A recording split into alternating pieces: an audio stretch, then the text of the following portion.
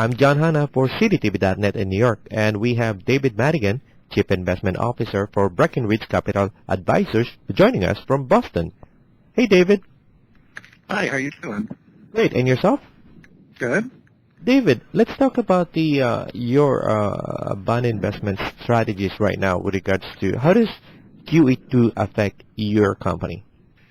Well, so far it hasn't affected us a lot. We've seen yields bouncing all around here with a much steeper yield curve, and we're a little concerned that over the long run the QE2 will probably be finished before it's supposed to be finished, and that with the changeover of the Fed after the beginning of the year, that there may be more resistance to continuing the program going into next year. And that could drive a real snapback in the yield curve where the longer end comes down and the intermediate part of the curve backs up again. But that, is all part of kind of going forward into somewhat an uncertain period as they go through the quantitative easing of how is it going to work, and is it going to work, and are they going to continue to do it? So, so far we've been fairly neutral in how we're handling it in our portfolios. So, are you actively managing your portfolios right now because of all the different yields out there?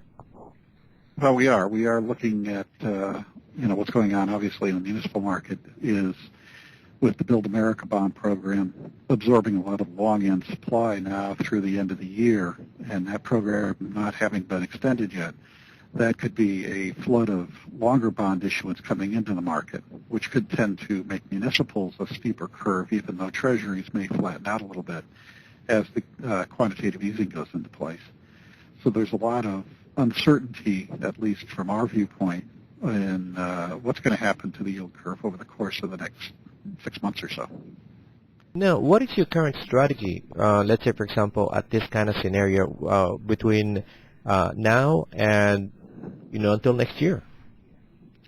Well, our strategies remain to be very high-grade bonds, taking almost minimal credit risk in the portfolios, and pretty much balancing out the investment structure without any, real heavy bet anywhere on the yield curve, because really what we're looking for is spots where we can find value in the market at this point. We've seen a tremendous amount of illiquidity beginning to come into fixed income securities with the uncertainty that's in here, and that we've seen at least this week's mutual fund flows dropping off pretty significantly from a fairly high investment rate that was coming in, and a big shift in retail investors going into equities.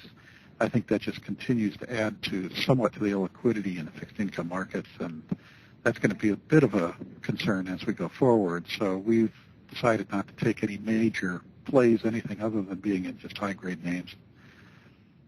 Okay, can you give me one or two samples about the high-grade names? Well, we deal primarily in local paper, so there aren't any real national names that I could get into that would make sense to anybody, because they're all kind of one-off purchases. We tend to buy AA, AAA local general obligation bonds, which come in very small deals. So the specific examples wouldn't make a lot of sense. Okay. Now, when you said local and not pretty much into national investments, my next question is that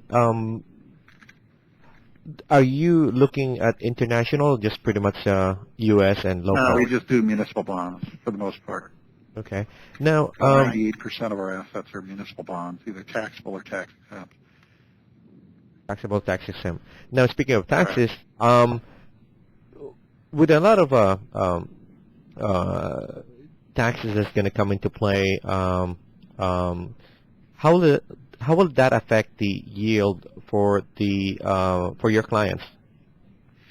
Well, right now we've seen a little bit of it being priced into the market, is the expectation of the tax rates, at least at the high end, going up, and letting that all expire at the end of the year. But there, again, the election and quantitative easing and all of that adding together has just created a lot more uncertainty in the market than anything else.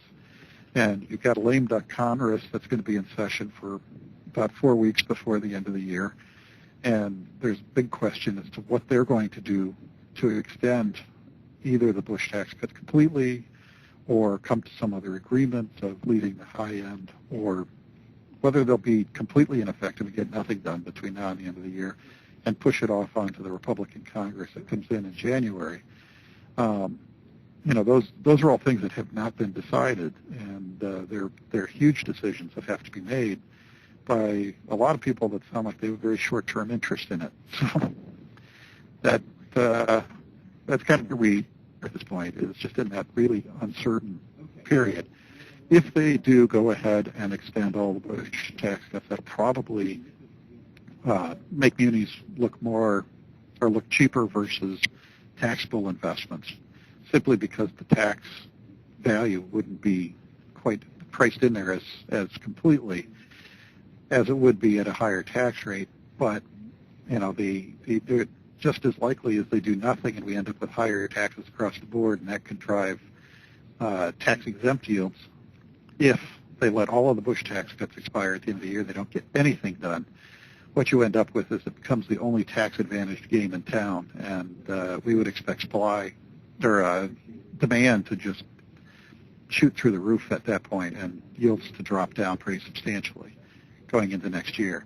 So it really is kind of we're waiting on some signal to come out that makes sense Okay. between the president and the Congress. I mean, nobody has been consistent in what they're saying. Okay, so pretty much right now it's just a wait and see, and there's a lot of uncertainty. Right. Okay, any closing statement? No, that'd be about it. I think we're, like I said, kind of sticking to a fairly neutral approach to both the yield curve and the rest of the market until we get some clarity on what's going on. That's David Madigan, Chief Investment Officer for Breckinridge Capital Advisors from Boston, and I'm John Hanna for CDTV.net in New York.